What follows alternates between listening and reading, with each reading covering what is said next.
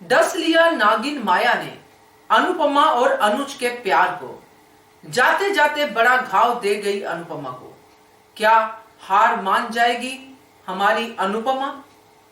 नमस्कार दोस्तों, स्वागत है आपका आपके अपने चैनल हंग्री स्पिरिट्स में। हंग्री स्पिरिट्स देख रहे सारे दर्शकों का मैं अंजू शर्मा दिल से स्वागत करती हूं। जो कड़ी अभी अभी हमने देखी, उस कड़ी में एक कहावत बिल्कुल सामने सामने सच्ची होती हुई दिखाई दी। बचपन में ही हमने मुहावरा सुना है, सांप को दूध पिलाना। तो वो मुहावरा सीधा सीधा इसी तरफ इशारा करता है कि जब किसी बुरे व्यक्ति के साथ हम बहुत अच्छा करते हैं क्योंकि हम अच्छे हैं, तो वो बुरा व्यक्ति एक दिन आपको ही डसता है, आपके ऊपर ही भारी पड़ता है, क्योंकि उसकी फितरत ही बुरा करने की है, तो उसकी नेचर में ही बुराई है। तो वैसा ही कुछ दिखा माया के इस जो सीन में, जिसमें उसने सांप की तरह जहर उगला और खा गई अनुज और अनुपमा के रिश्ते को। अब बारी अनुपमा की है, वो कैसे इस चीज को हैंडल करती है। चलिए बात करते हैं। पहले वही निवेदन, जिन्होंने अभी तक चैनल को सब्सक्राइब नहीं किया है कर लीजिए। साथ में दोस्तों बेल आइकॉन दबाइएगा ताकि आपको हमारे वीडियोस के नोटिफिकेशन मिलते रहे। तो मैंने आपसे पहले भी कहा था, जब माया की एंट्री हुई थी तब से मैं एक ही बात आपसे करती आ रही हूं कि माया की एंट्री ही सस्पिशियस थी।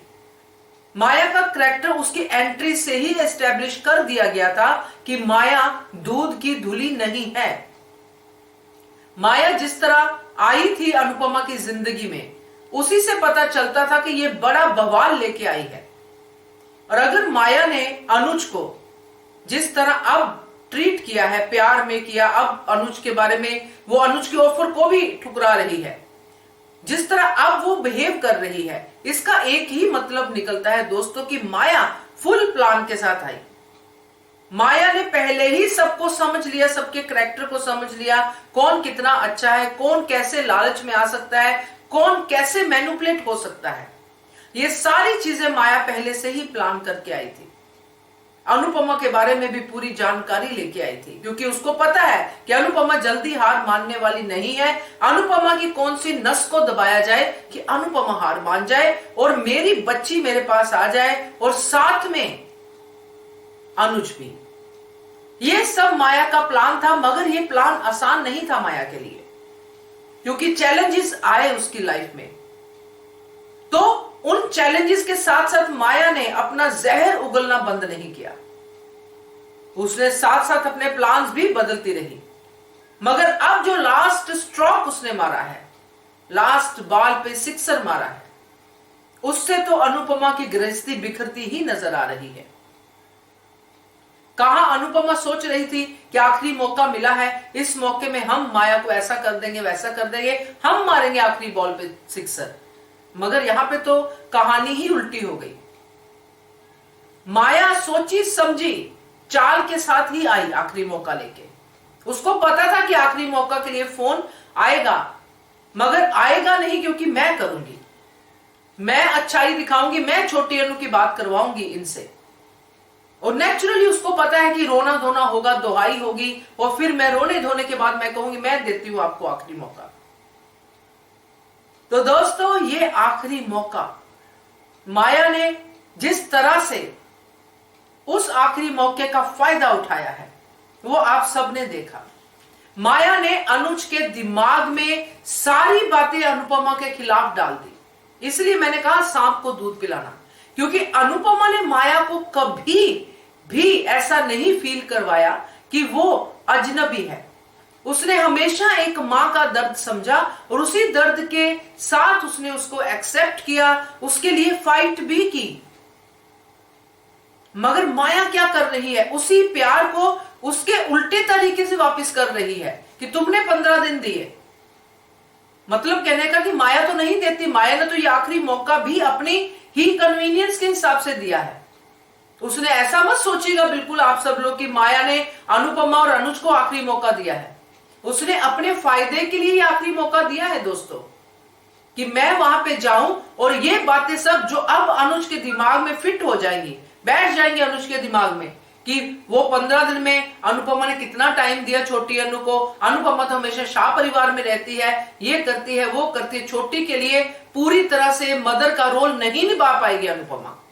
ये बातें कि 100% मदर बनके नहीं रह सकती है अनुपमा, ये बातें वो चाहती थी कि अनुज के दिमाग में जाए, मगर वो तब जाती जब ये वाली स्थिति होती, जब छोटी अनु हाथों से निकल जाती, तब ये बातें माया करती तो अनुज को ये बातें समझ में आती। और वही उसने किया, छोटी अनु को ले गई, उसके बाद आखिरी बार मिलाने के लिए लेके आई, क्योंकि अब अनुज के दिमाग में यही है कि मेरी बच्ची गई, छोटी अनु गई, छोटी अनु गई, छोटी अनु गई। और अब माया बताएगी कि छोटी अनु क्यों गई, क्योंकि तुम्हारी पत्नी अनुपमा कंप्लीट मदर नहीं बन पाई, मैं हूं कंप्लीट मदर। और अनुज को पूरी तरह से उसने मैनिपुलेट करने की कोशिश की, पहले छोटी अनु, अब अनुज। अनुपमा सामने खड़ी है, वो देख रही है दोस्तों, वो समझ रही है कि माया क्या कर रही है, क्योंकि अनुपमा बेवकूफ बिल्कुल भी नहीं है।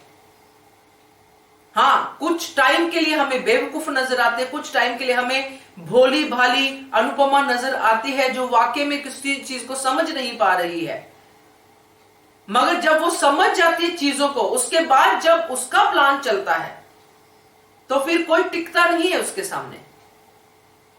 अब इस पूरे चक्कर में जो माया कह रही है, अगर कोई समझने वाला हो, जो अनुपमा को समझता हो, खास करके अनुज, जिसने अनुपमा को समझा है, जिसको पता है कि अनुपमा इमोशनली कितनी ज्यादा हर्ट हो जाती है, कैसे अपने इमोशंस को कंट्रोल करती है, कैसे पूरी सिचुएशन को कंट्रोल करती है, कैसे वो हर काम को करना चाहती है, कैसे वो हर किसी को खुश रखना चाहती है, कैसे वो ना नहीं बोल पाती है, ये सब अनुज समझते हैं।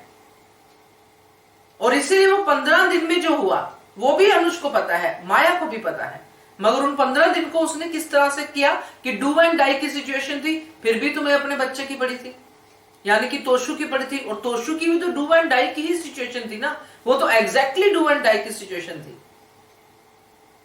मगर उसके बाद तोशु को खींचने के लिए, तोशु के इमोशंस के जरिए अनुपमा को अपनी तरफ करने के लिए रिस्पॉन्सिबल बा और वनराज।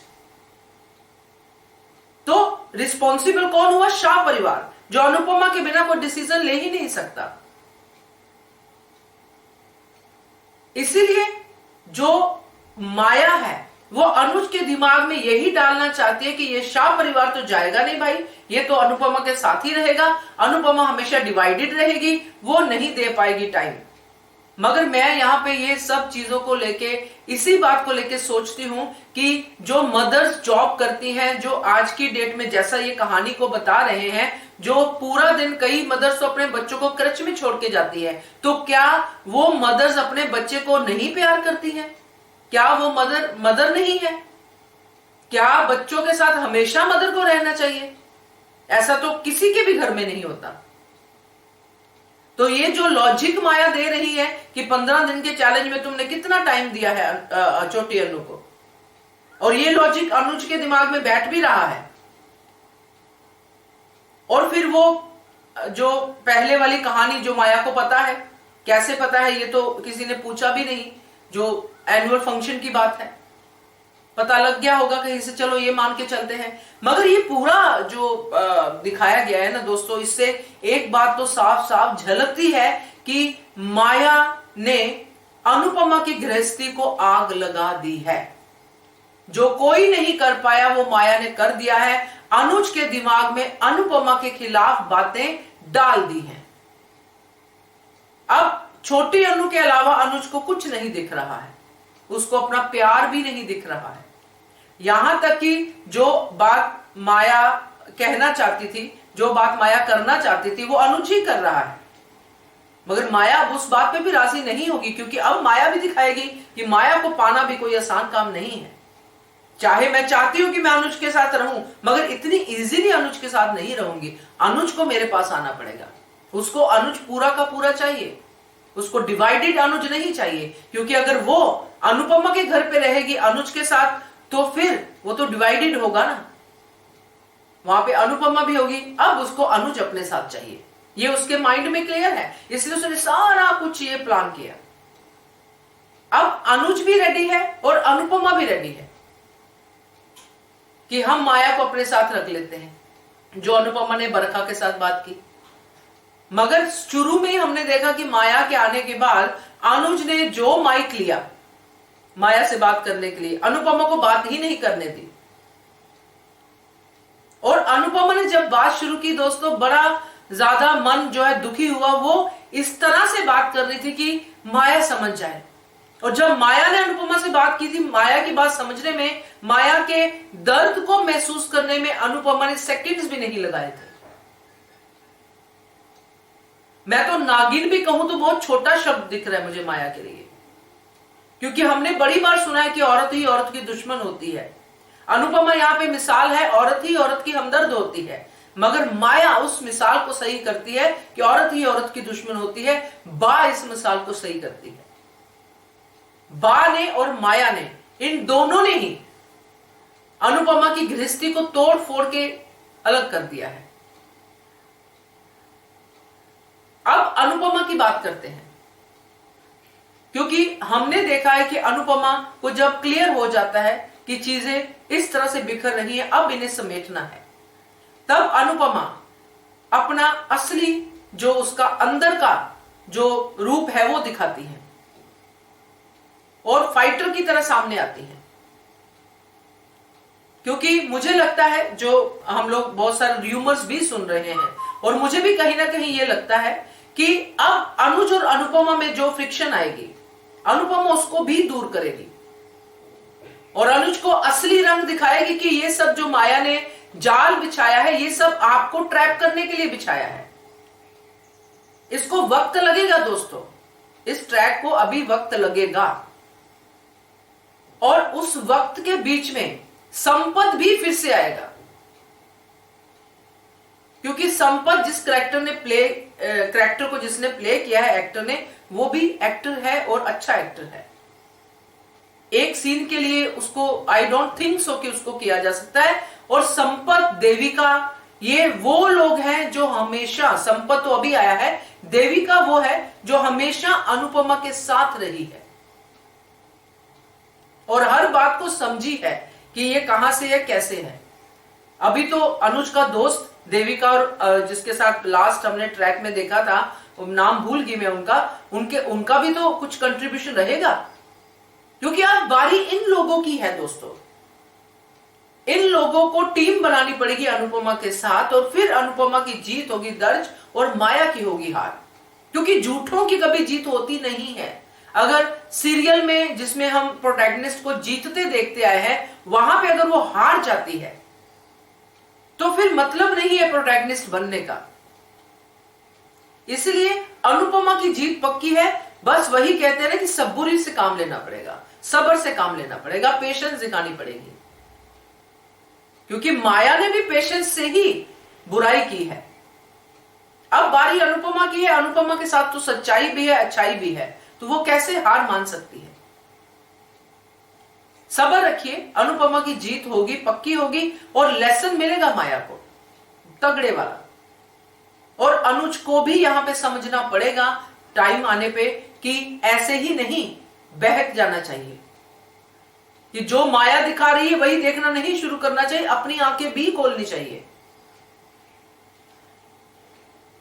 तो ये चीज है, जैसे कि अभी माया ने कहा मां का प्यार वो बोल रही थी। अभी एक दिन पहले ही हमने देखा कि अनुपमा के सामने अनुज बोल रहा था कि पिता का क्या कोई प्यार नहीं है, पिता का कुछ ये नहीं है, वो नहीं है, मां की ममता है, तो पिता को भी तो दर्द होता है। तो अगर 15 दिन के लिए अनुपमा बाहर थी या कुछ दिनों के लिए बाहर थी, तो वहां पे अनुज की तरफ क्यों नहीं छोटी अट्रैक्ट हुई, क्यों चलेगी अनुज को भी छोड़ के। अनुपमा को चलो हमने मान लिया, तो अनुज को क्यों छोड़ के चलेगी, कहां गया वो पिता का प्यार। तो ये सारे सवाल दोस्तों आते हैं दिमाग में। तो मेरा अभी कहने का, काफी लंबी आपसे बातचीत हो गई, बट मेरा कहने का मतलब यही है कि ये जो नागिन ने अपना जहर दिखाया है, जिसने अनुपमा को ये सोचने पे मजबूर किया है कि किसी की भी मदद बिना सोचे समझे मत करो, उस बंदे को पहले टटोलो। ये अनुपमा के लिए भी लेसन है, पहले पहचानो इंसान को मदद की जरूरत है भी कि नहीं, या वो अब मदद के जरिए मेरे ही घर में घुस के डाका डालने वाला है। ये समझ अनुपमा को भी रखनी पड़ेगी। और अब जब अनुपमा को समझ में आ गया है, आखिरी बॉल पे जो सिक्सर मार के गई है माया, जो उसकी गृहस्थी में दरार डाल के गई है माया, उसके बाद अब अनुपमा का जो काम होगा वो माया जैसी औरतों को एक्सपोज करना ही होगा कि ऐसी औरतों को घर पे पनाह बिल्कुल भी मत दीजिए। जितना भी रोए, जितनी भी सिंपैथी दिखाएं, जितना भी पिटीफुल रहे, उनको घर में जगह मत दीजिए, क्योंकि औरत का ये रूप भी देखना जरूरी है, क्योंकि इस धारावाहिक में हर रूप दिखाया जाता है। तो ये है मेरा कहना। बाकी आप लोगों के लिए पूरी तरह से हमारा चैनल का प्लेटफॉर्म, हमारा कमेंट सेक्शन सब ओपन है। दिल की बात कहिए, देखते रहिए channel hungry spirits. Thank you so much. Subscribe to our channel by clicking the subscribe button. Click the bell button and enjoy the latest uploads from our channel.